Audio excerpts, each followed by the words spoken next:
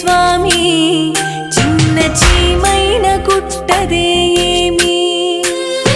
నీ చూపు లేనిదే స్వామి ఈ సృష్టి లేదంట ఏమి కన్నోళ్ళు ఎవరు లేరయ్య నాకు కన్నీళ్లు తుడిచే వారెవరు రారు నమ్మయ్య నా మాట నీ ఆజ్ఞ లేనిదే స్వామి చిన్న చీమైన కుట్టదే ఏమి నీ చూపు లేనిదే స్వామి ఈ సృష్టి లేదంట